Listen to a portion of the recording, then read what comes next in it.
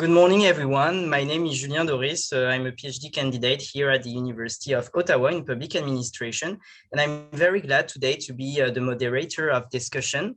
So we are together for the next hour for launching a new book in the field of cultural policy analysis entitled Canadian Cultural Policy in Transition. The book is edited by Professeur Jonathan Paquette, qui est professeur à l'École d'études politiques de l'Université d'Ottawa, aussi directeur de l'axe des politiques culturelles du Centre d'études en gouvernance, et enfin détenteur de la chaire de recherche en francophonie internationale sur les politiques du patrimoine culturel, qui co-organise l'événement avec le Centre d'études en gouvernance aujourd'hui. The book is also edited by Devin Beauregard, who is a policy analyst at the Center on Governance, but also a researcher and professor at the University of Ottawa. I would like to let you know all that the book is now officially available, and for our members of the community here at the University of Ottawa, you can have access through the university library website. Avant de commencer, j'aimerais souligner que nous sommes sur un territoire algonquin non cédé, que le Centre d'études en gouvernance tient dans ces événements à rendre hommage au peuple algonquin et aux peuples autochtones. So today's event will be divided in three different segments. The first segment will be a general overview of the book given by the two editors. Then we will have a range of four presentations that will cover four different chapters of the book. And to do so, we are very lucky to have with us today four authors that made contribution on the book. J'ai nommé Aurélie Lacassagne, Christopher Gunther, Guillaume Sirois et Marianne Bourcher-Laporte. Finally, we'll have a short period of discussion, and I will invite you to use both the chat or to wait the question period for directly asking your question to our panelists. Mais avant de laisser la place aux éditeurs du livre pour leur présentation, je vais inviter le professeur Éric Champagne, directeur du Centre d'études en gouvernance, à bien vouloir nous donner quelques mots. Le centre qui co-organise donc cet événement avec la chaire de recherche en francophonie internationale sur les politiques du patrimoine culturel. Alors, cher Éric, c'est à toi. Merci, Julien. Très heureux d'être avec vous. Julien l'a mentionné, je suis Éric Champagne, professeur en administration publique à l'École d'études politiques et aussi le directeur du Centre d'études en gouvernance. Donc, on behalf of the Center on Governance, I would like to welcome you, everyone, to this book launch of the book Canadian Cultural Policy in Transition, edited by Jonathan Paquette and Devin Beauregard. J'aimerais remercier aussi la chaire de recherche en francophonie internationale sur les politiques du patrimoine culturel et son directeur, le professeur Jonathan Paquette, et aussi, soulignons-le, le Collège des chaires de recherche sur le monde francophone de l'Université d'Ottawa. J'aimerais aussi souligner que Jonathan dirige aussi notre réseau de recherche en politique sociale et ainsi qu'une revue qui s'appelle Culture et gouvernance locale. Et j'aimerais donc souligner que cette collaboration entre les chaires, le Centre d'études en gouvernance, je pense, est très fructueuse et j'apprécie énormément toute l'implication de Jonathan et toute son équipe, tous les gens qui gravitent autour de cet axe, dont beaucoup d'étudiants, je pense, qui ont grandi un peu avec nous au Centre d'études en gouvernance et j'espère que ça va continuer. J'en profite simplement pour féliciter tous les auteurs du livre qui comprend plusieurs de nos anciens étudiants de doctorat et collaborateurs du Centre d'études en gouvernance. Je pense à David Beauregard, Robin Nelson, Christopher Gunther. Et donc, je suis très, très fier de vos accomplissements, premièrement, et vous êtes choyé d'avoir Jonathan Paquette comme superviseur, certainement, qui est très extraordinaire pour engager tous ces étudiants dans la production scientifique, qui montrent le chemin et vraiment, c'est extraordinaire de voir tout ce travail qui est fait et toute la collaboration qui suit. I'd like to thank all the panelists today that will be taking part to this discussion. I'm thinking about Aurélie Lacassagne, Christopher Gunther, Guillaume Sirois, Marianne Bourcher-Laporte. Et donc, je vous remercie de votre participation aujourd'hui et je vous souhaite un excellent lancement. Merci beaucoup. Merci, professeur Champagne. Alors, je vais maintenant inviter Jonathan Paquette ainsi que Devin Beauregard à nous donner donc leur présentation de l'ouvrage que nous lançons aujourd'hui. Alors, peut-être je vais commencer par quelques mots et puis ensuite, je vais laisser la parole à Devin pour revenir un peu. Je note donc dans la salle des participants, même de la ville d'Ottawa, par Moniadola, avec qui je travaille sur la politique de commémoration à la ville d'Ottawa, où je co-préside avec Lynn Whitetalk. Alors, c'est un très beau projet. Donc, les gens de la ville sont également intéressés par ce qui se fait au Centre d'études en gouvernance. Peut-être pour bien mettre les choses en contexte, ce livre est en fait né d'une conférence organisée par le Centre d'études en gouvernance. Et le livre avait pour objectif de rassembler dans un moment important des chercheurs en politique culturelle de tous les horizons, de toutes les générations, de toutes les disciplines. On voulait faire à ce moment-là, dans la conférence, en fait, on souhaitait faire une synthèse, finalement, de ce que c'est que le champ de l'étude des politiques culturelles au Canada, en prenant comme premier cas, évidemment, le cas de notre système, nos structures canadiennes. Donc, on voulait poser cette réflexion. Il y avait une ambition aussi additionnelle, c'est-à-dire qu'on souhaitait créer un réseau. On voulait vraiment faire un effort pour rassembler tous les chercheurs en politique culturelle du Canada, puis dire, ben ça, c'était notre conférence, un peu une conférence qui initiait quelque chose. Et puis, on voulait vivre de cet élan. Et puis, la COVID s'est interposée, mais non seulement la COVID s'est-elle interposée, l'étude des politiques culturelles est aussi quelque chose qui, au Canada, est partagé par deux grandes traditions, c'est-à-dire ce qui se fait en études politiques et puis ce qui se fait en études des communications. Et les personnes qui ont pris le relais de cet élan ont fait ce qui est parfaitement naturel de faire, c'est-à-dire sont revenus vers leurs ancrages disciplinaires. Et donc, cet effort d'interdisciplinarité s'est un petit peu perdu, mais peut-être est-ce qu'il sera ravivé par les efforts, je crois, de Christopher Gunter, de Robin Nelson, qui souhaitent repoursuivre cet élan qui cherchait finalement à fédérer les gens. Alors, le livre est le résultat de ce moment, de cette conférence qui a été, à mon sens, très importante, qui a rassemblé plusieurs personnes. Mais à mon sens, le livre devait être édité par quelqu'un qui portait aussi un regard nouveau sur les politiques culturelles, quelqu'un qui était capable d'organiser les textes, de voir ce qui relevait, si vous voulez, de l'ancien et ce qui était de l'horizon nouveau. Et c'était tout naturel dans les circonstances d'inviter Devin Beauregard, qui avait été impliqué à la conférence. C'était tout naturel de l'inviter à prendre le livre et puis être le premier co-éditeur, le premier éditeur du livre.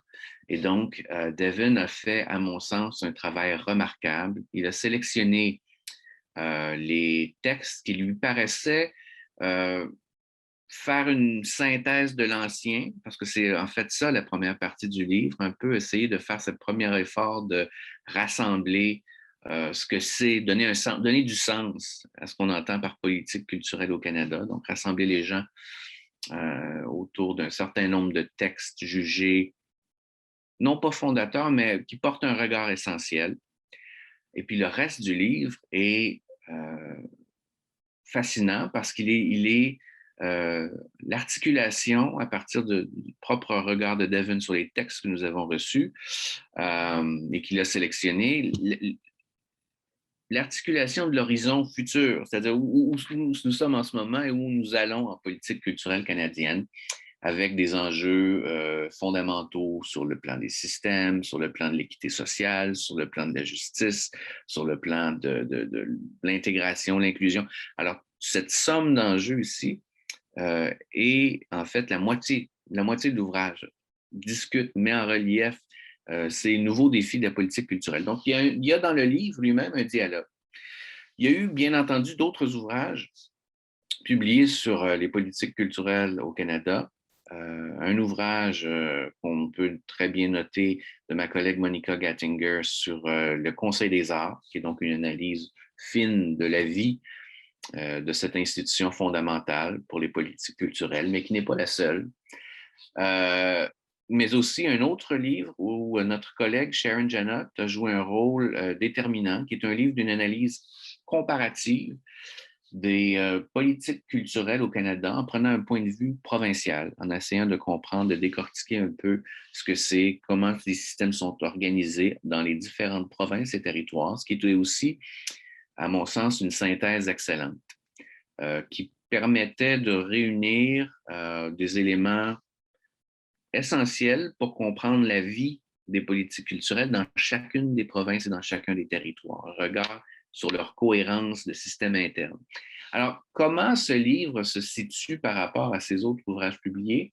Je pense qu'il est inscrit dans un effort justement de synthèse, de compréhension. Il propose une lecture historique, une lecture institutionnelle. Il propose aussi une lecture des fondements philosophiques des institutions sur certaines réflexions essentielles comme quelle est la place des enjeux, des grands débats de politique culturelle comme ceux de la démocratisation ou de la démocratie culturelle. C'est-à-dire ces questions qui, je trouve, un peu éculées d'une certaine manière au plan du débat, mais qui sont quand même, qui appartiennent au répertoire des discussions qu'on a quand on aborde les politiques culturelles. Alors, c'est essentiel. On les a ramenés, on les a réactualisés, on a posé une réflexion sur ces questions. Donc, on a ces différents regards dans une tentative de faire une synthèse de ce qui constituait les moments fondateurs. Ce système de politique culturelle arrivé à sa maturité aujourd'hui. On est, 70 ans plus tard, passé un important moment. Alors, on est 2021, 70 ans plus tard, le timing est bon pour faire ce bilan. Où en sommes-nous et où allons-nous? Et je pense que ce livre contribue à cette réflexion. Alors, je voulais juste situer quelques grandes lignes. Je vais laisser peut-être la parole à Devin Beauregard, qui est le premier éditeur, qui a fait une fine sélection des textes, qui s'est intéressé à créer en fait un dialogue entre passé et futur. Alors, je vous laisse la parole quelques minutes, 2-3 minutes, si vous voulez un peu compléter ce qui est en fait la logique de l'ouvrage.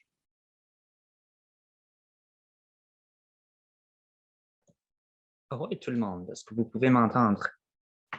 Oui. Parfaitement. Parfait, parfait.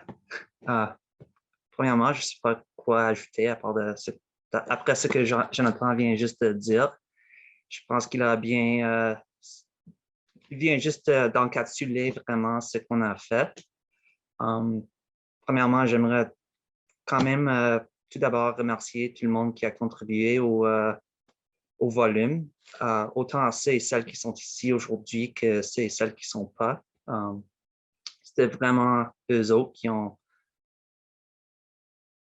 donné, comme j'ai pas de mots pour dire à quel point j'ai vraiment apprécié les contributions de tout le monde. Puis je pense que tout ce qu'ils ont mis tout le travail qui a été mis dans ça, dans ce volume, c'est spectaculaire. Puis il faut souligner aussi le travail de Jonathan. Sans lui, il n'y aurait pas de volume. Alors, merci beaucoup, Jonathan. Puis, je ne sais pas quoi dire. Je pense que les contributions parlent pour eux-mêmes. Je ne pense pas qu'il y a grand-chose que je pourrais dire, à part comme je pense qu'ils sont toutes des contributions excellentes, puis des contributions qui sont très importantes pour la discussion, puis le discours autour de la politique publique, puis la politique culturelle au Canada. Alors, je ne sais pas s'il y a des questions, mais je n'ai pas grand-chose d'autre à dire que je suis très fier du travail, puis j'espère qu'on aura la chance de produire d'autres choses semblables dans le futur. Merci beaucoup, Devin. Alors, beaucoup d'humilité. Moi, j'ai vu tout le travail derrière, les dialogues avec les auteurs. Il y a eu, vous savez, l'ouvrage dans sa seconde section comprend non seulement une diversité de cas, mais aussi diversité de points de vue au plan théorique. Et ça a laissé place à d'importants débats, à des discussions enrichissantes. Et je pense que Devin a fait un travail d'éditeur remarquable pour être capable de laisser les gens à la fois s'exprimer, mais aussi rassembler dans un dialogue qui donne une facture à l'ouvrage un peu plus commune. En fait, on parle un peu les conversations existent, elles ne sont pas évitées, c'est ce que je voulais dire. On a voulu aujourd'hui, pour cet événement de nature informelle, rassembler quand même quelques auteurs, nous faire un peu un état de quelques textes, juste pour donner un petit peu une idée des discussions qu'on a pu avoir. Et on a plutôt voulu donner l'accent sur des enjeux contemporains plutôt que des réflexions qui revenaient sur des perspectives institutionnelles, des critiques des institutions, des perspectives de philosophie d'organisation. Alors, plutôt que de mettre l'accent là-dessus, on a plutôt voulu mettre l'emphase aujourd'hui sur des débats de société et comment la politique culturelle renferme en elle-même une gamme importante de discussions qui sont d'une actualité criante. Alors, je pense que je vais céder la parole à Julien, qui je crois, le déroulé, notre maître de cérémonie, qui a le déroulé de l'événement. Très bien. Merci, Julien. Oui, parfait. Merci, Jonathan. Donc, nous allons entrer dans le deuxième segment de notre événement lancement. Nous allons avoir 4 présentations tirées de 4 chapitres du livre. Je vais y aller dans l'ordre du programme, tout simplement, tel qu'il était affiché et annoncé. En demandant à la professeure Aurélie Lacassagne de bien vouloir intervenir en premier. Aurélie Lacassagne, donc, qui a, juste pour planter le décor, écrit un chapitre sur la question de l'inclusion des arts et des artistes autochtones au niveau des politiques culturelles fédérales, et ce, dans une perspective historique jusqu'à aujourd'hui, dans le contexte de la réconciliation. Je n'en dis pas plus. Aurélie Lacassagne, je vous cède tout de suite la parole. Merci Julien, merci à vous tous. Je voudrais commencer par remercier Jonathan et Devin pour leur travail, parce que c'est toujours une gageure de diriger un volume, c'est parfois un travail un petit peu ingrat.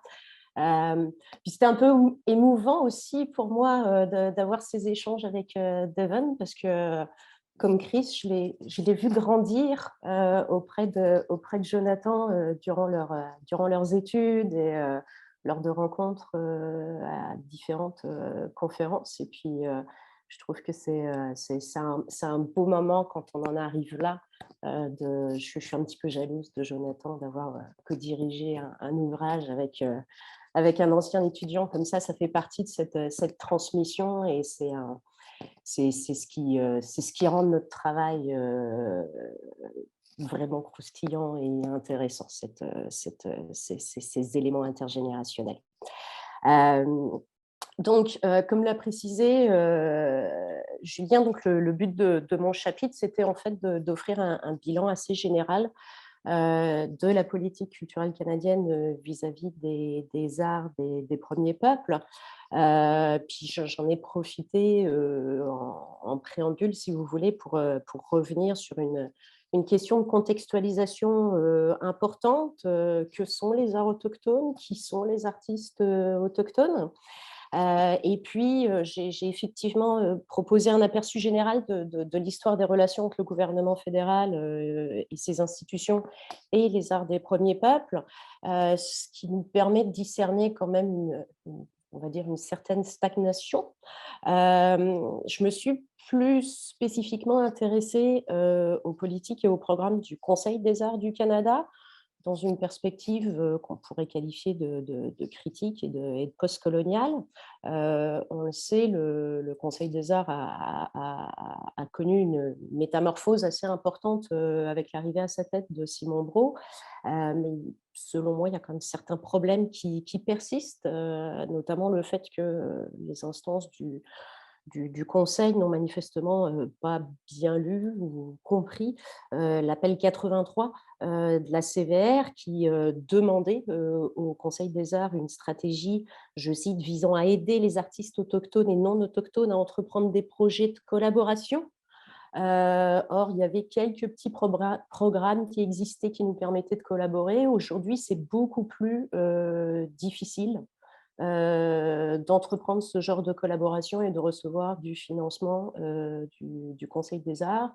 Nous en avons fait l'expérience autour d'un projet théâtral de grande envergure, le Wild West Show de Gabriel Dumont, sur lequel je vais plugger mon livre, sur lequel j'ai rédigé un livre puisque j'ai suivi le développement de ce projet. Puis justement, on a bien vu ces difficultés-là.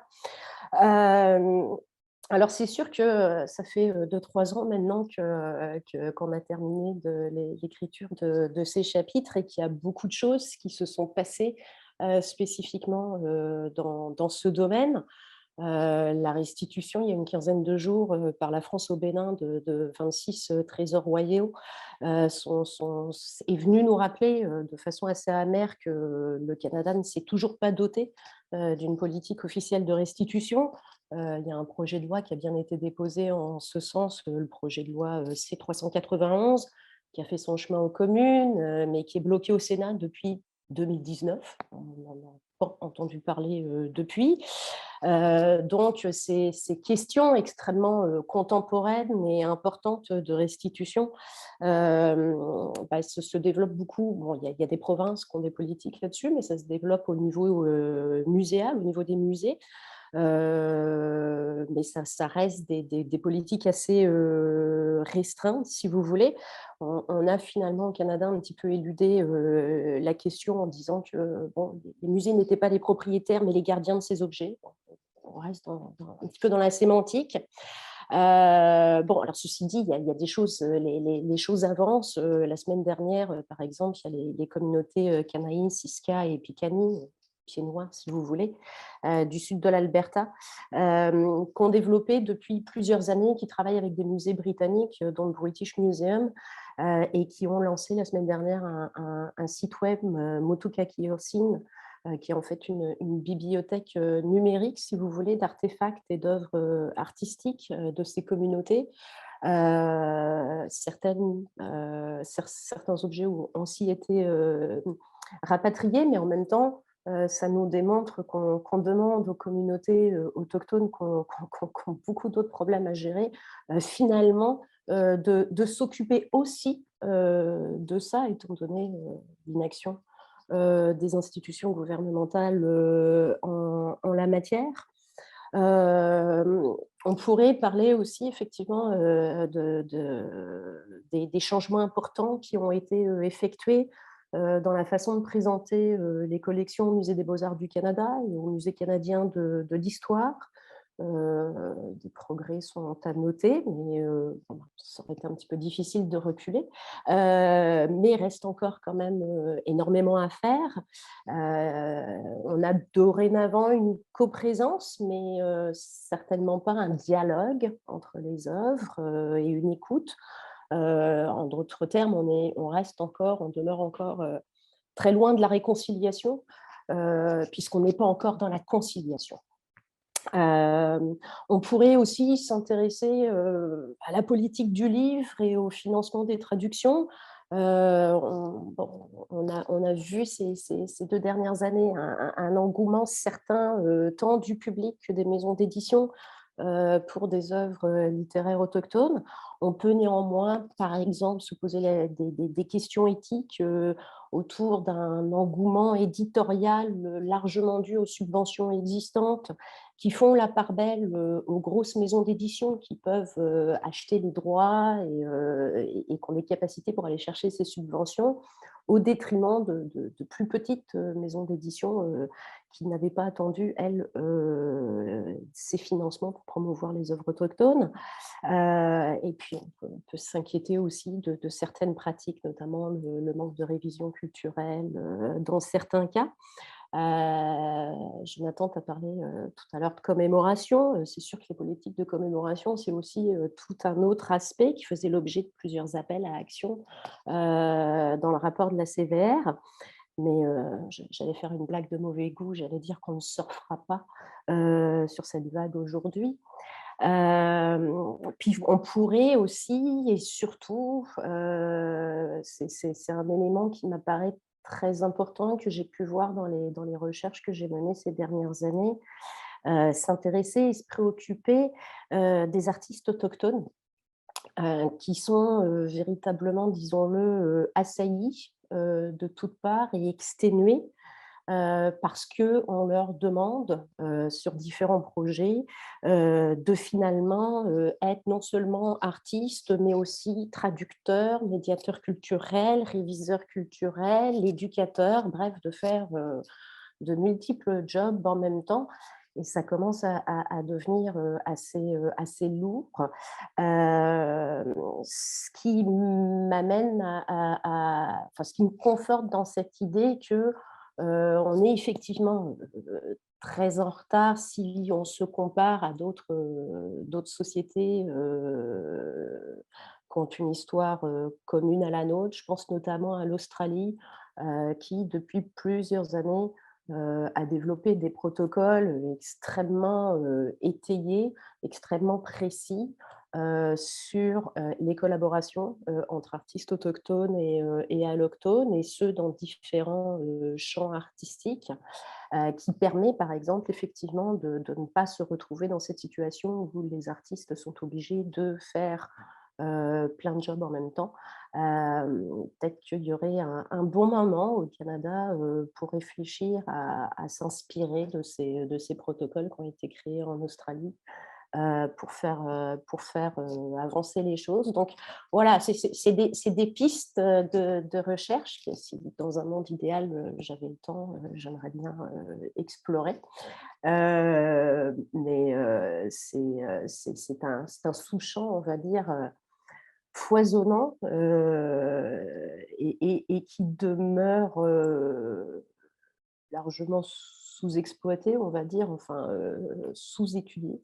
Mais je suppose que les choses vont bouger dans les prochaines années, en tout cas, je l'espère. Voilà, merci beaucoup pour cette invitation. J'ai pris beaucoup de plaisir à travailler sur ce chapitre. Merci. Merci à vous et félicitations pour ce chapitre. Je propose que on garde les questions pour le troisième et dernier temps, donc histoire d'avoir une discussion avec l'ensemble des présentations, histoire de pouvoir entendre les autres présentations. Donc, deuxième présentation thématique, tirée du livre. Je vais appeler Christopher Gunther, qui est professeur adjoint à l'université Saint-Paul, donc très proche, juste en face, et qui a contribué sur un chapitre portant sur la question des publics marginalisés, puis finalement des dispositifs et des initiatives muséales en la matière pour justement transformer les pratiques d'inclusion au niveau des musées. Donc Christopher, je te cède la place à ton tour. Merci Julien. For the sake of this presentation, I have a PowerPoint because there's some beautiful images I'd like to share with all of you. Here we go.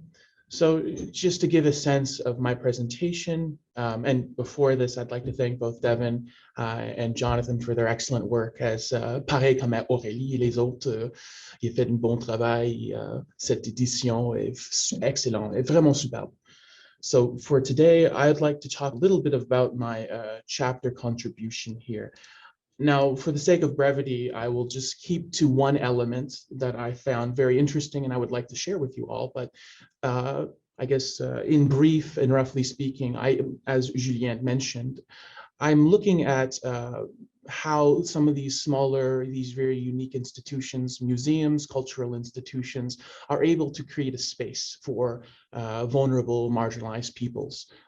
Part of this direction came from my earlier doctoral dissertation and sort of synthesized my current interests as I move forward looking at more different vulnerable populations as they struggle to seek some level of independence, autonomy, and recognition in the large commemorative and cultural landscape that we have. So today, I actually want to focus a little bit more on the instance of how to create a public, this power that these small institutions have of creating this imaginative public and people. So just very briefly, one of the questions I looked at was, again, museums. Can they be social institutions? This is a very empirical look at this. I wanted to highlight the emphasis and emphasize how museums have not always been very positive in light. We all know this. They're, and I have a few little case studies all over here. We have all these different accusations. Are they a little out of touch with contemporary society? Are they complicit in some of these vulnerable people oppressions? Is there a lack of representation? Of course we can say all these things. There's a lot of elements that have created controversy in the traditional museum space. So today I thought, all right, well, why don't we look at, as this chapter examined, how other institutions or institutions quite similar to the museum or other interpretation centers, how do they represent this population? How do they represent the unrepresented? How do they do more than this? And I think one of their ways of doing this is by creating that space, this discourse, by commemorating those objects, those instances, those heritages that are uncommemoratable or that just do not have a space currently. And to do this, I wanted to look at one case study that I've worked with for the last, let's say, even a decade now. This case study in particular, as you can see, it's of the Workers' History Museum, very local to Ottawa. They've been around since 2011. They're not for profit. They're collectively managed. They have a very honest and vigilant mission of developing and preserving something very specific: workers, history, heritage within this region, within this space, something that's generally not sought, something that's generally not protected or displayed. And they have a very simple goal of just simply to interpret and preserve this. In doing so, you can already see how they're starting to cultivate and collect people and outline and delineate who their audience is, but not just this, who they are representing, who their public is. To highlight this a little more firmly, I wanted to just showcase their values, very different from those of most regular or larger institutes. So you're showing this level of community, which I don't think you'll see normally in the Human Rights Museum or a history museum or a gallery, as those are more appealing to a more broad audience. Here, the audience is more of a public, a community. You're not outreaching, you're in-reaching. So here's where they start to highlight our solidarity values, our cooperation, our honesty, our equity and responsibility. So there's even that sense of responsibility for the people they represent. And that to me was very interesting. And finally, just this notion of fairness, something that's maybe even hinting at their more less hierarchical structure and a more flatter, constructive, community-oriented management style and ownership. Again, another very interesting and different element from this case study. Just to, again, touch on base a little bit of some of the work they've done. This is just a sample of what they've done to sort of widen their population, their public. We have case studies from local history where they actually implanted specific pieces all over the community, which you can use a QR code and find out a little bit more of the neighborhood you were passing through or where you live. Again, offering some history, some context to where you were from. Even more recently, pandemic. There are a lot of workers who are here. We see in the policy and news world every day, well, we appreciate these frontline workers, but here we're actually showing and going to another level of commemoration.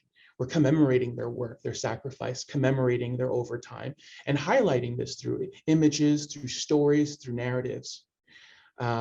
Simply the Best is another big one that they did that was circulated quite a bit for a couple of years, highlighting the contributions of Cal Best, one of the first Black ambassador, one of the people who helped make the PSAC, the largest public service union in Canada today. And it's surprising, as this is another contribution from a less heard of hero, a less heard of public, and contribution from a population that's historically been quite vulnerable, especially in areas like Nova Scotia, where a lot of segregation existed. So it almost felt as if they were just unincluded. Similarly, we start seeing elements for the Public Service Alliance of Canada itself, a large and very contributing union that has done a lot of work for Canadian workers. And of course, this is another instance where we won't normally see this as a display anywheres, or a public that's certainly recognized, although the union and worker world does have legal and institutional recognition through the unions themselves. Commemoratively and on the cultural sphere, they generally don't. Hints of some of these projects. Now, the large one I want to focus on and would like to share some photos with you of is the E.B. Eddy one. This one is of the heart of Ottawa in particular. And beyond simply the Workers' History Museum creating a public for Ottawa workers, a space, a cultural recognition, this project in particular does so with the direction of the former and current, well, not current, but former and maybe the current descendants and those who have worked or purchased of the E.B. Eddy mill, which existed for over 150 years, especially if you include the final owner of the mill. But this was huge, a story that let's say largely took place in Ottawa, that of an industry that populated and employed so many Ottawa citizens, surviving through huge fires, depressions, different acquisitions. So they created this exhibit, several elements of this exhibit, from a digital one on the website, which you can browse at your own leisure. There's physical work installation that's on Bank Street that I believe on weekends you can actually simply visit. And I'll show you a photo of this afterwards. A planned 3D tour with, I'm not sure of the image count, but last I checked, it was 73,000 images from community photographers volunteering their time, with having the opportunity to visit a lot of the ruins of this repurposed and redeveloping land. So they have all these high definition images to stitch together, so you can kind of visit it at some point once this project gets complete, and feel and see where these people were working, or if you were there working yourself or had purchased a product, just to understand this livelihood and the contributions that were made from these people. And similarly, there was a storytelling event, which I believe was recorded, of highlighting one of the strikes that happened, where Donalda Charron left and held a strike, and for the very poor working conditions. Oh, so here's again a bit of a smattering of a lot of the images, just a handful of them. You could see in the middle there that the wall display on Bank Street has complete with a workbook of some of the hours and tasks from the mill. Similarly, there's moments and pieces of history from an archival image of the actual establishment in its glory days, and some of these installations of what remains of the mill, including the traveling display there in the bottom left, right corner. This one in particular, I found in the most interesting, partially because of all the different sort of witnesses of the work life, just highlighting, okay, these were people, individuals who worked here during these times, and this was just a segmented moment of a memory. That obviously you cannot quite divorce from the area or the space, but it's a quite interesting token of a life of struggle of people inviting this level of industry as part of their everyday lives, whether it was through use of their products or simply by taking home pay and surviving and I guess. Just as a culture within Ottawa, given that it's such a popular, it was quite a popular product. Here again, I enjoyed this image quite a bit, showing some of the lines, some of the areas where some of the larger machinery were located and have since long been removed. You can get a little bit of a feel of some of the harder work conditions. And similarly here again with the big wall that we have. That's been very, very detailed on all the different elements that existed. Now, before I conclude and just give a bit of summary, the photo itself here is also interesting, highlighting some of the dye stampers that they use for some of their other paper products. But what all this is to say, and again, just for this small element of my chapter, I wanted to highlight essentially how these institutes play such an important role in sort of repopulating our ceremonial and our cultural landscape. Without them, we don't really have this representation of these these elusive populations, these elusive publics that don't really exist. And this is what makes it so unique and interesting. In highlighting their struggles, they actually create a public imaginary of people. They tie them together with a narrative of time and space beyond what they've done. And it continues on forever in through this commemoration process. So the workers' history, simply by existing, they do this already through unionists, activists, trade unionists, labor historians. But with these individualized products, they target even more. These are components of these products that represent people, their work, former workers, of course, descendants, clients, visitors, residents, everyone who had even walked by the mill and recall those train passages to get through and hide. And we heard some stories from children who used to walk through and past the mill every day on their way to school. It tied this population together and created this new public. Finally, and as my chapter will allude to a little bit more if you have a chance to see it, this also creates the opportunity by creating this congregating a group of people to not just harmonize their values through their memories and their culture and their heritage. It also does this in a sense for their interests and what they might seek for the future and what they may seek to reestablish for the future, whether it's a protection of lost industries or maybe something more in terms of change at a policy and a cultural policy level. And that's it for today. Thank you everyone for listening. And again, thank you for the opportunity to publish a chapter under your guidance, both Devin and Jonathan. Félicitations Christopher pour ce chapitre. Une fois encore, je vous invite tous et toutes à pouvoir accéder au livre pour ceux qui sont de l'Université d'Ottawa ou qui ont un accès à la librairie. Le livre est disponible dès maintenant. Nous allons basculer vers une troisième présentation d'un troisième chapitre tiré du livre, un chapitre collectif qui porte sur la question de la participation à la culture à l'ère du numérique et où il est question finalement de tournants participatifs et d'usage des technologies dans le cadre des arts et de la culture. Donc, je vais inviter Guillaume Sirois à prendre la parole. Guillaume Sirois est professeur adjoint à l'Université de Montréal. Bienvenue. Merci beaucoup, Julien. Et bon, je commence aussi par dire merci effectivement à Jonathan et Devin. Ça avait été un plaisir de participer à la conférence il y a déjà quelques années, ça nous semble il y a un siècle après la pandémie. Et je suis certainement de ceux qui espèrent qu'il y aura une suite. Alors, on verra ce que ça donne. Et donc, merci effectivement pour l'ouvrage qui est d'une très, très grande qualité. Hein. Je parlais avec Nathalie Casse-Major, ma co-auteure, en préparant la présentation, qui me soulignait vraiment la qualité des chapitres, de la synthèse que ça offre. Donc, merci beaucoup.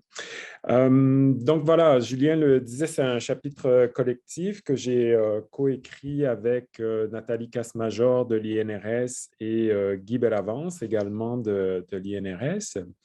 Et donc, c'est un chapitre qui prend place dans un projet plus large qu'on mène depuis déjà quelques années sur les nombreuses transformations qu'amènent les technologies numériques dans le monde de la culture. Et donc là, effectivement, plus particulièrement sur la participation culturelle en ligne, hein, que changent toutes ces technologies dans la manière dont les publics participent à la culture en ligne. Et donc, on a fait une analyse. D'abord, bon, notre chapitre se concentre sur le Québec, donc on a fait une analyse des politiques culturelles numériques mises en place par le Québec. Dans lequel on le rappelle dans le chapitre, il y a un autre article où on détaille tout ça, mais où il y a principalement 3 objectifs que le gouvernement du Québec poursuit avec ces politiques culturelles numériques, soit objectif assez classique, quoi, de production et de diffusion de la culture québécoise, mais disons de profiter de la technologie pour cela. Deuxième objectif, de donner un grand élan ou un nouvel élan à la démocratisation de la culture en utilisant les technologies numériques, donc toute cette question de participation. Et un troisième objectif peut-être plus nouveau qu'on a appelé d'équité numérique, hein, parce que si donc on veut que les gens participent en ligne, forcément, il faut que les gens aient les moyens de participer en ligne. Et évidemment, il reste un certain nombre de freins à cela, ne serait-ce qu'en termes d'accès, mais aussi en termes évidemment de littératie. Là, on parle beaucoup de littératie numérique pour que les gens soient capables de pleinement participer. Et donc, pour le gouvernement du Québec, je pense qu'il y a les technologies numériques sont arrivées comme une nouvelle façon de réaffirmer une forme de souveraineté culturelle sur laquelle le Québec table depuis des décennies maintenant, avec une certaine préoccupation, je pense, nouvelle qui est autour de la langue, bien sûr. Hein. Est-ce que les technologies numériques vont participer à ce qui est souvent perçu, en tout cas, comme un déclin du français? Et donc, dans le chapitre, d'une part, on analyse ces politiques culturelles, mais aussi on cherche à voir comment les acteurs de terrain se sont situés par rapport à ces politiques-là. Comment se vit ce tournant participatif proposé par les politiques culturelles sur le terrain. Et donc, on a travaillé avec des focus groups là, où on a réuni des acteurs du milieu autour de cas pour analyser des projets, disons, qui ont été réalisés sur le numérique. Et donc, on avait une série de cas pour analyser des projets où différents types de participation, parce que, bien sûr, la participation, c'est une chose, mais il y a de tout là-dedans, hein, de la participation très simple, de simplement exprimer son like ou faire un commentaire, jusqu'à des participations qui demandent beaucoup plus d'implication, que ce soit pour la co-création, la coproduction des œuvres, le nouveau financement, hein, avec tous les phénomènes de crowdfunding, ou la diffusion des œuvres, que ce soit pour la promotion ou pour la documentation, la curation des œuvres. Donc, on a essayé de voir un peu comment ça se passe. Donc, d'une part, les organisations culturelles cherchent à développer une meilleure expérience culturelle de leur public, notamment en permettant justement au public de s'investir à différentes étapes du processus. Mais d'autre part, ils cherchent aussi, bien sûr, à développer de nouveaux publics, hein, à avoir des nouveaux publics qui vont participer, particulièrement les jeunes, hein, qui sont perpétuellement le public visé par le numérique. Puis donc, on met en place toute une série de projets. Les acteurs mettent en place toute une série de projets de Media Lab, d'outils interactifs, etc. Voilà, avec une question qui est apparue, qu'on relate dans le chapitre, là, mais sur laquelle on travaille de manière plus intensive depuis la parution du chapitre, sur la mise en données des publics, en fait, ce qu'on appelle la mise en données dans le chapitre en anglais « Datification of Audiences », c'est-à-dire que les publics, on parle de plus en plus même de publics calculés, là, c'est-à-dire qu'on essaie d'accumuler tout un ensemble de données sur les publics pour les connaître le mieux possible. L'idéal étant, c'est les mots d'une des personnes qu'on a rencontrées, d'avoir le bon spectacle pour le bon public au bon moment. Alors, que les données vont pouvoir nous permettre d'être de manière très, très, très ciblée comme ça. Bon, ce qui nous intéressait, comme je le disais, c'est de voir d'une part les politiques, puis d'autre part comment les acteurs réagissent à ça. Quelques pistes là, qu'on met de l'avant dans le chapitre. Premièrement, une forme de nouvelle injonction sociale de faire du numérique, hein, qui est vécu comme ça par les organisations. D'une part, l'obligation presque d'avoir des projets numériques quand on est un organisme culturel au Québec, puisque bon, ça vient avec des sommes, avec de l'argent, nouvel argent disponible, mais aussi avec une forme d'injonction d'être toujours un leader, d'avoir des nouveaux projets, des nouvelles solutions, ce qui fait en sorte que les organisations se trouvent toujours un peu en mode, c'est aussi les mots d'un intervenant, là, on est toujours en mode bêta, c'est-à-dire on est toujours en train de créer une nouvelle structure, etc.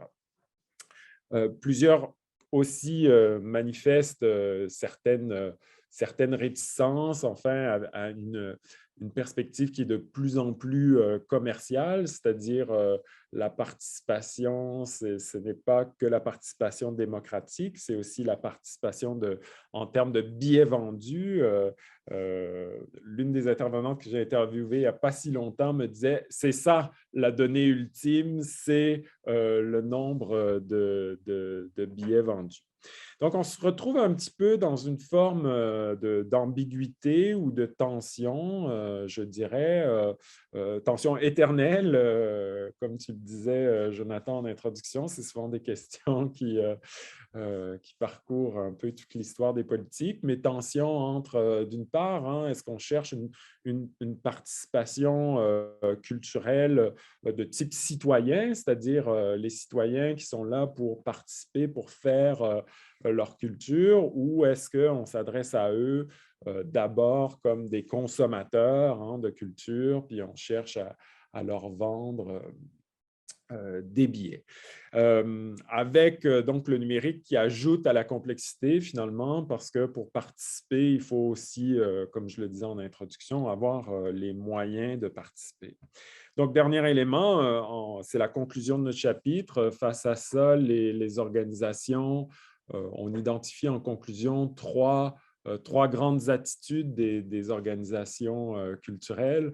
On a d'une part les enthousiastes, ceux qui pensent que le numérique, à quelque part, va sauver le monde, hein, que c'est la nouvelle voie, la nouvelle possibilité, etc.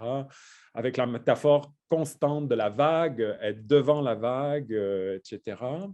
Deuxième attitude, ceux qui en anglais, je pense dans le chapitre, on dit en catching up mode, hein, ceux qui se sentent toujours derrière, c'est-à-dire derrière la vague, il faut la rattraper, etc. Et troisième attitude, classique aussi des milieux culturels, les résistants, ceux qui ne veulent rien savoir, ceux qui pensent que la culture, ce n'est pas des données, ce n'est pas du numérique, c'est du présentiel, c'est l'expérience, etc. Donc voilà, on continue à travailler là-dessus, comme je le disais, notamment autour des imaginaires hein, des technologies numériques. Donc, on aura sans doute d'autres choses à dire pour une prochaine conférence à venir. Voilà, merci. Merci beaucoup, Guillaume, et félicitations aussi donc, pour ce chapitre. Je vais à présent laisser la place à notre dernière intervenante pour aujourd'hui, avant que nous ouvrions donc, la période des questions. J'ai nommé Marianne Bourchier-Laporte, donc, qui est doctorante à l'université Simon Fraser en Colombie-Britannique. Donc, merci pour le décalage aussi horaire. Marianne, donc, qui a travaillé sur un chapitre portant sur des initiatives de Patrimoine Canada en matière de soutien à la création culturelle. Donc, Marianne a écrit un chapitre dans une perspective un peu critique. Alors, je vous cède la place dès maintenant. Merci, Marianne. Merci Julien et désolée d'avoir gardé ma caméra fermée jusqu'à maintenant. Il n'est pas encore 9 heures chez moi, alors j'avais besoin d'un petit moment pour me réveiller. Merci beaucoup de m'avoir invité à participer au lancement. J'étais très, très heureuse de voir la publication et puis je vais faire écho à tout ce qui a déjà été dit et seulement rajouter que je crois que c'est un ouvrage qui va être très utile pour l'enseignement. J'ai d'ailleurs assigné quelques chapitres à lire dans un cours que je donne à l'université Emily Carr of Art and Design ici à Vancouver cette session. Et je crois que c'est très utile pour les éducateurs justement là d'avoir un ouvrage où il y a qui couvre beaucoup d'aspects de la politique culturelle canadienne et historique et actuelle. Donc voilà, je voulais contribuer ce commentaire. Et je crois que ma présentation, qui va être assez brève, là, comparée peut-être aux autres, mais ça rime très bien avec la vôtre, Guillaume. Et puis, je crois qu'on traite beaucoup de thématiques similaires, sauf que vous vous concentrez sur le Québec. Moi, je regarde le Canada. Alors, et je vais faire la présentation en anglais parce que j'ai écrit en anglais.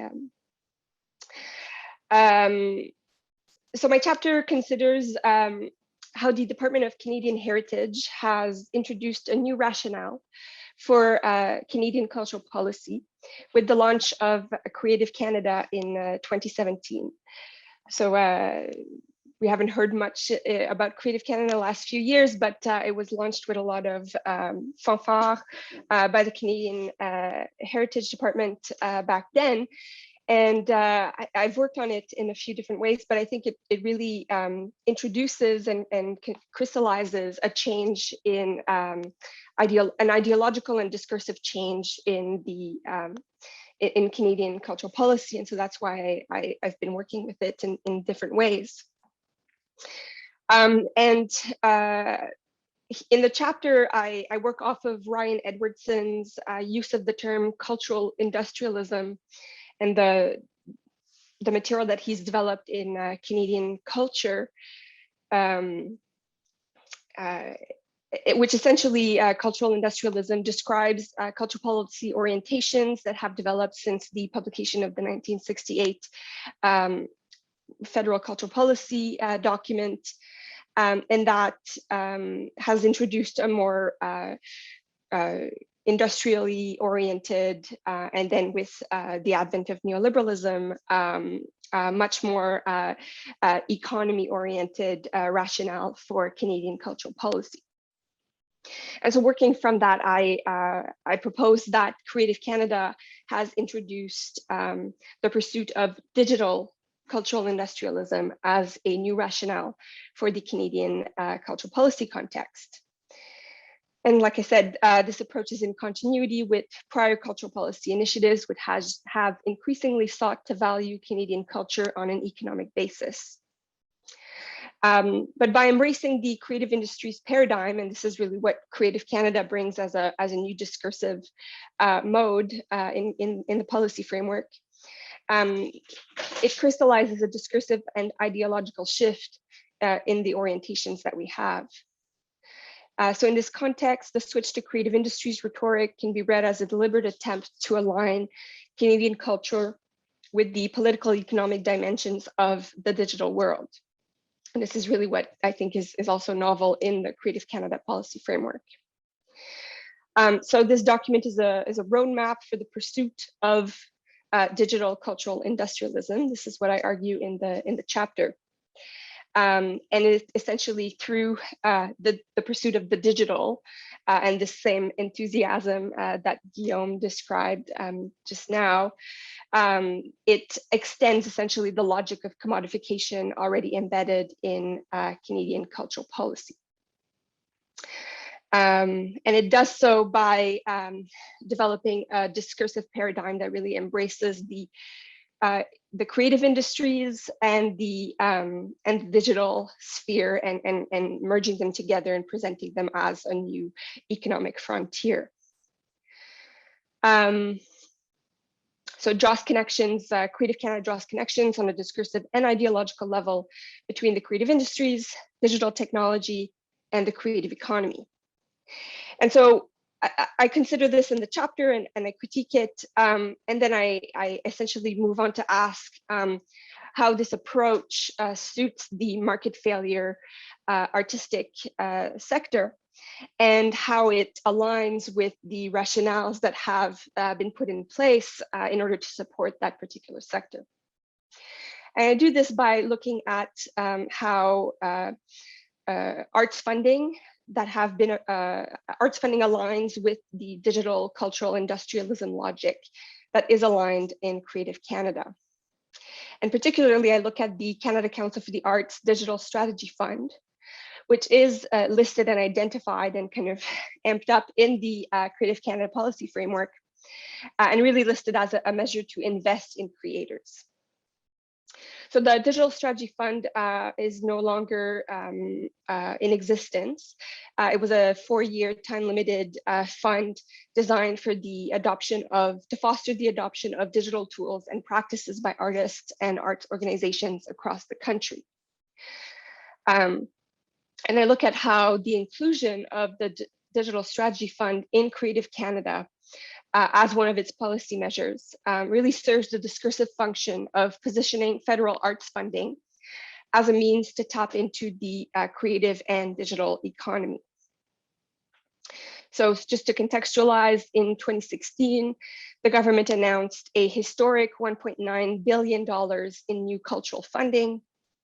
And of this money, 550 million over 4 years were earmarked for the gradual doubling of the Canada Council's core budget. And the Digital Strategy Fund money, $88.5 million out of that 550, which is 16% of that historic increase, went to the Digital Strategy Fund. So it is quite a significant amount of money. And there are now 2 new funding streams that have replaced the Digital Strategy Fund, and I'll probably have to write a sequel to this chapter to analyze those. But just to say that this logic, I think, continues within the council. So in my text, I look at how, on the one hand, the Digital Strategy Fund addresses a demonstrated need for artists and arts organizations to adapt to the changing environment. And I think perhaps there's some connections there with what Guillaume was talking about.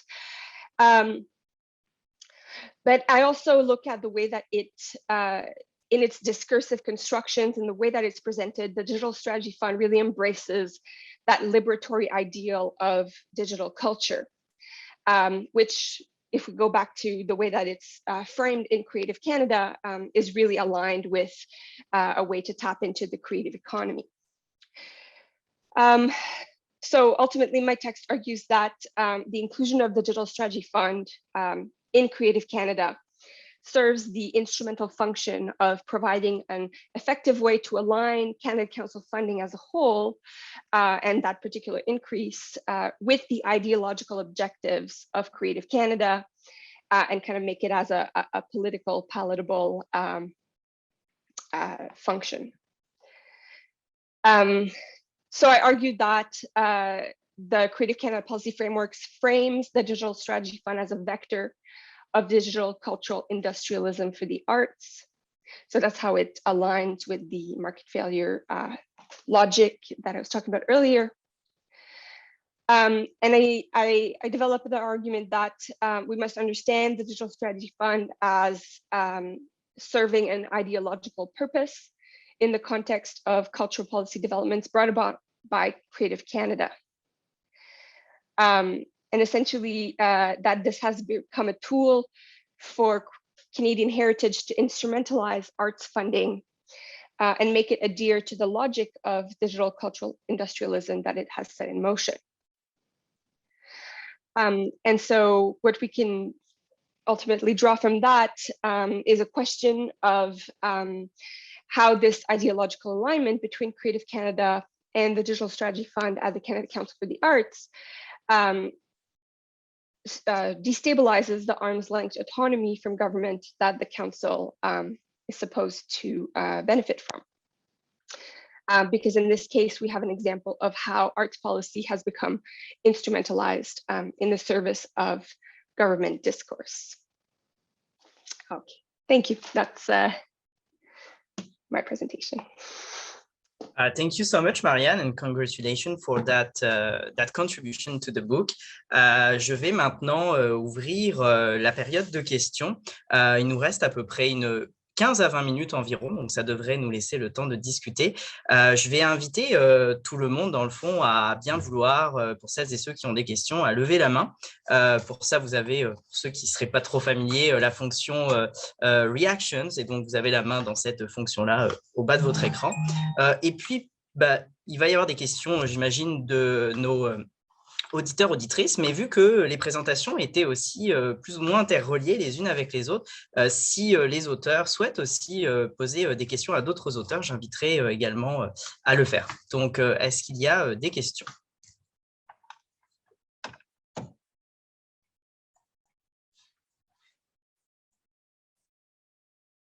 Oui, Sharon, bonjour. Can you hear me now? Yes. Good. I actually have a question for both Marianne and Guillaume regarding the digital aspect of culture. And I guess it's kind of a simple question, but a complicated one at the same time. During the COVID pandemic, we've seen a huge increase in the so-called digital consumption of culture, but we've also seen a lot more digital participation in culture. And I'm wondering if the two of you would like to comment on whether some of the signals a desire on the part of the public to see a more socially oriented rather than economically oriented utilization of digital culture, broadly speaking. Thank you.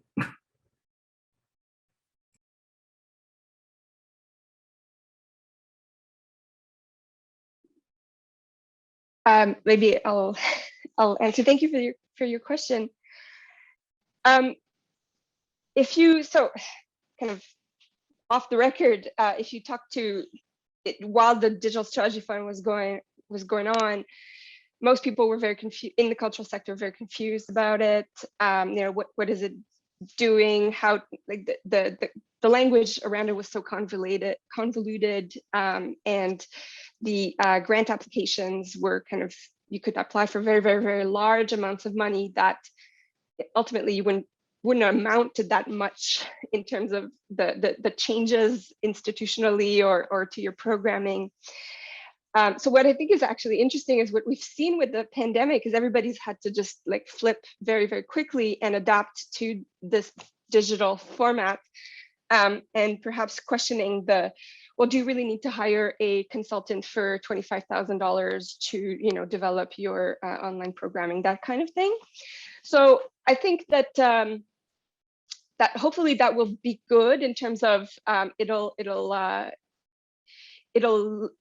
invite cultural organizations to go the digital route, which I think most will continue to do in some form, even when everything hopefully goes back to normal. But without the whole like fluff that's around it. And I'll have to look at the new funding, digital funding at the Canada Council and do another analysis of that. But hopefully they've learned from that. But I've worked with the Independent Media Arts Alliance on a different project for the last year, and on specifically trying to develop tools that would support the online presentation practices of their members, so film festivals and media art galleries and things like that. And it also brings a lot of new questions to the fore. And a lot of them, the sectors is, or at least in the experience I've had with the Independent Media Arts Alliance, the sector is not equipped to answer them. So a lot of questions like, what it means for intellectual property, for copyright issues. There's no payment structures necessarily for artists already in place for digital distribution or digital exhibitions. There's lots of questions around accessibility issues that come really to the forefront, and to do it well, those things require a lot of support as well and resources. So hopefully we'll see a lot more of that. But I think that from what the experience I've had with this kind of work, those are the new questions, I guess, that the art sector is also grappling with the digital. Yeah, hopefully that answers a bit of your question. So it's my turn, I suppose. Yeah, thank you. That's a great question indeed. And in the chapter, we here and there make links with the pandemic, because of course it has changed everything in terms of participation. But I'll answer your question based on my experience as a professor instead of as the author of the book, because last year during the pandemic, I was teaching a course in French, Sociologie des pratiques culturelles. So I decided to run a little research project with my student in class, in which I asked them to write a diary of their practices, their cultural practices during the pandemic. And they also took a survey, to document all that. And I must say the data that we got are not super encouraging in terms of the consumption of these people, and in a sense that they were mostly consuming sort of really mainstream cultural product from big platforms and etc. And one of my questions was, what is the percentage of local cultural content that you consume? And the percentage was quite low. So I don't know if the pandemic was sort of the best moment for diversifying cultural consumption online, because I mean, people were sort of more or less open, right, to discovering new stuff, and so I don't know, but I still have hope for a participation online that could be more diversified, but I'm not sure the pandemic will have served, that kind of purposes.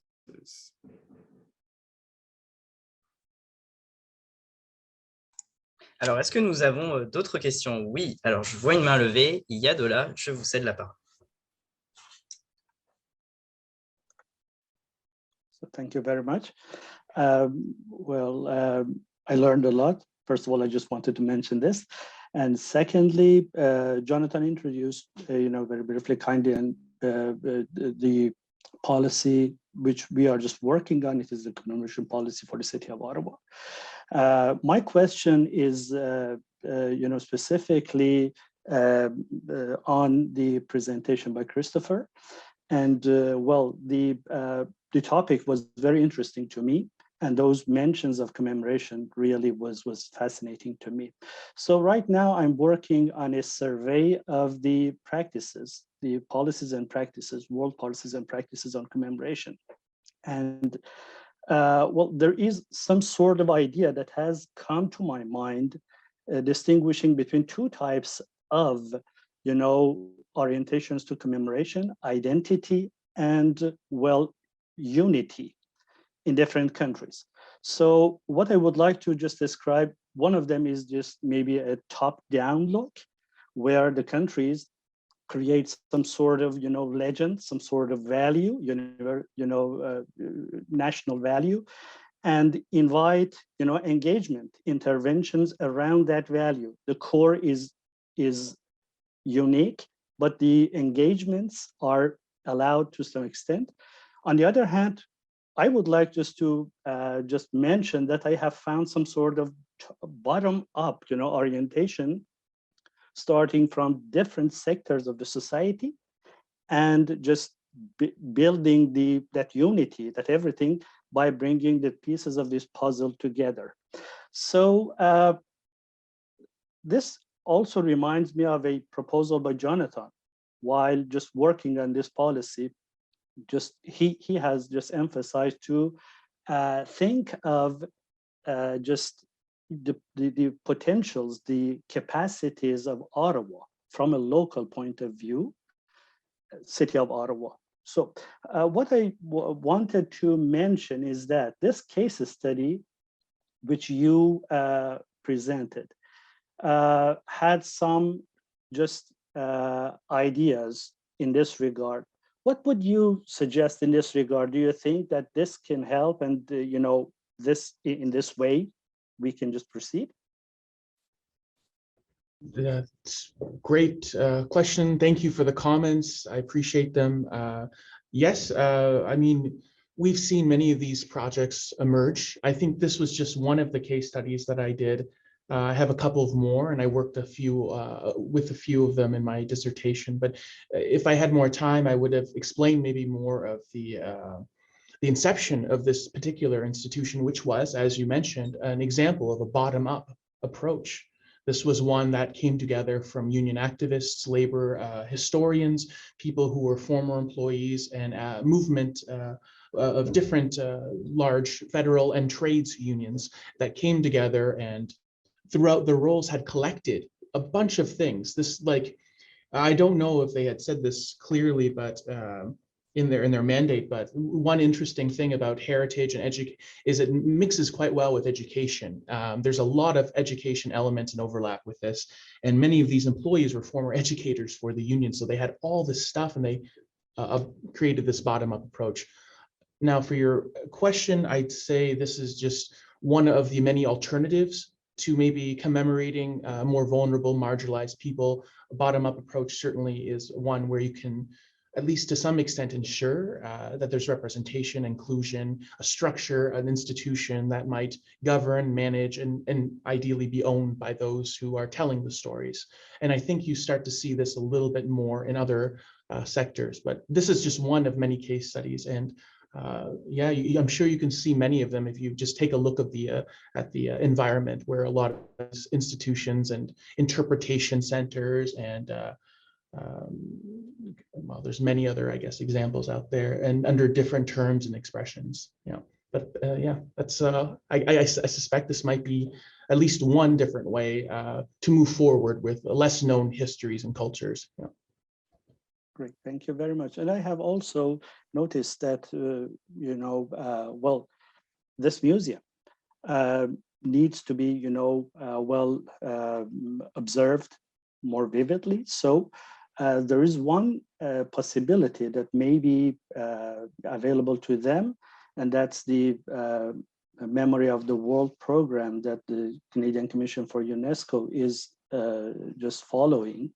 And they are accepting proposals for inscription in the Canadian Register for the Memory of the World. So these are proposals for memory institutions. So this museum maybe also apply for that one as well. Thank you. Any other question from the audience? I don't see any hand. Donc, je vais poser une dernière question. Puis, si jamais une main s'ajoute entre-temps, on a peut-être encore 1 ou 2 minutes. J'aimerais poser une question à la professeure. Bon, ben, je ne poserai pas ma question. Je vais laisser en priorité Jackson poser sa question. Merci, Julien. Je m'excuse. I was briefly just fiddling with the tools here on Zoom. Jonathan and Devin and certainly the contributors, I'll admit I'm fairly new to all of this in terms of the cultural policy. So this was really sort of an eye-opener for me, certainly, orienting me and kind of understanding sort of the broad issues, tensions that are in this space. and very interested to learn more about the book and reading some of the chapters. But I did kind of peruse through that and sort of just to kind of keep it brief.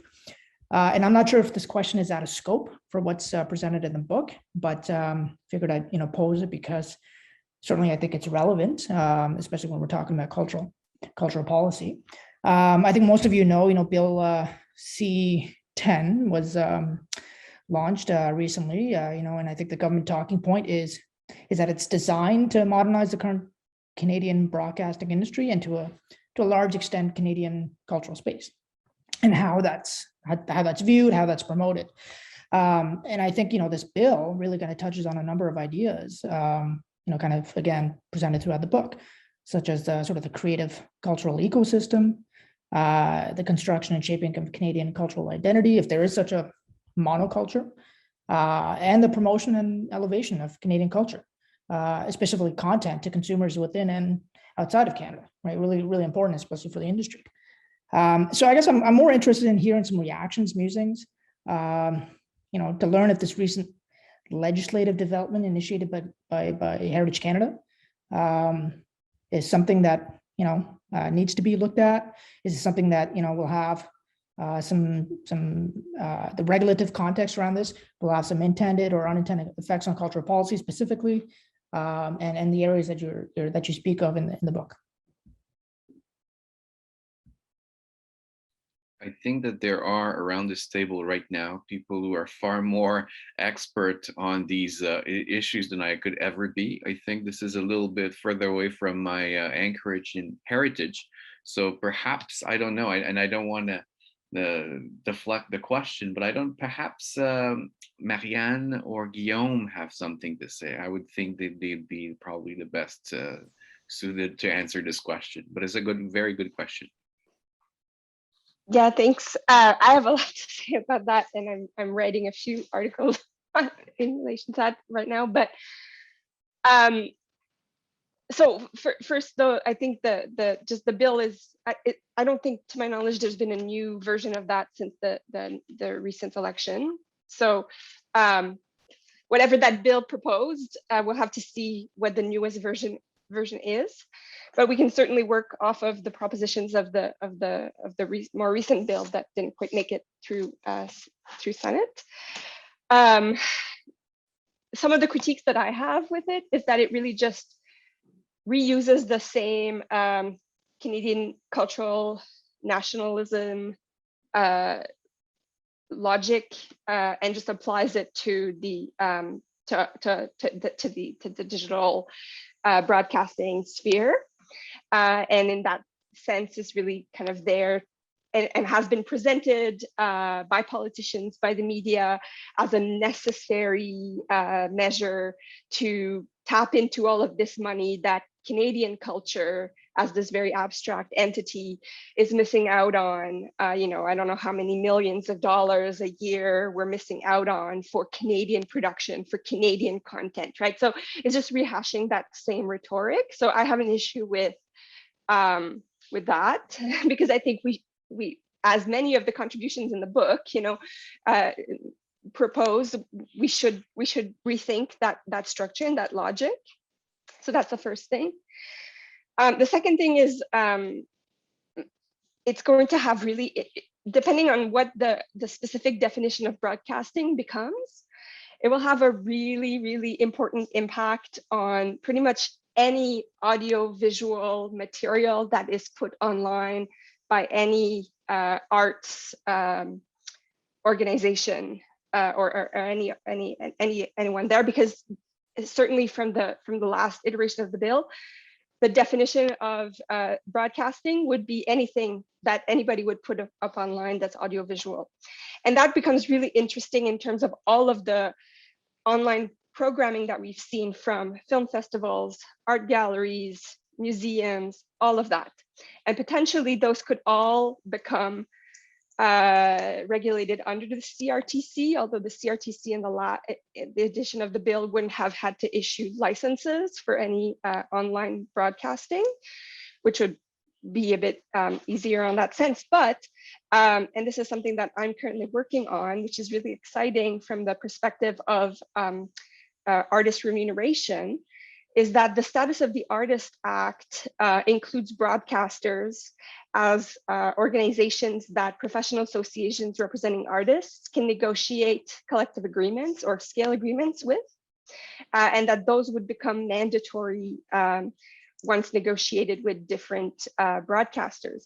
And so if virtually all organizations that start putting up programming online become broadcasters under the new definition of the Act, that means that not only federal and traditional broadcasters, as we understand them, would become subject to the Status of the Artist Act, virtually all organizations would. And so professional associations could negotiate mandatory scale agreements with them, which would mean mandatory minimum payments for the artists, which is, in my sense, extremely exciting as a development. But I'm still working on all of that. So.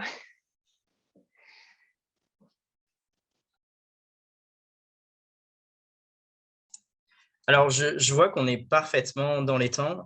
Il est actuellement 12h29, heure d'Ottawa. L'événement était prévu jusqu'à 12h30. Est-ce que Jonathan, Devin, je vous laisse un petit mot pour la fin? Moi, très rapidement, je remercie tout le monde de s'être joint à nous aujourd'hui pour participer à cet événement. Remercie par ailleurs tous les auteurs. J'aimerais aussi remercier le Centre d'études en gouvernance, mais aussi surtout Anna et toi, Julien, pour avoir organisé l'événement qui s'est très bien déroulé. Merci beaucoup pour votre leadership. Alors, je ne sais pas si Devin avait un ou deux mots en conclusion. Non, pas vraiment. Je dirais un peu la même chose sur Ditto. Merci tout le monde. Puis honnêtement, c'était un plaisir de travailler avec tout le monde. Puis il faut remercier Julien puis le Centre de gouvernance pour avoir pris le temps de hoster tout ça. Merci beaucoup. C'était vraiment apprécié. Puis merci à tout le monde qui est venu aujourd'hui. Thank you everyone for coming today. Like, it means a lot. I can't put into words how much it means. So thank you. J'ajouterai un mot de félicitations à l'ensemble des auteurs et aux deux éditeurs et aussi aux auteurs et autrices qui n'ont pas pu être là aujourd'hui parmi nous.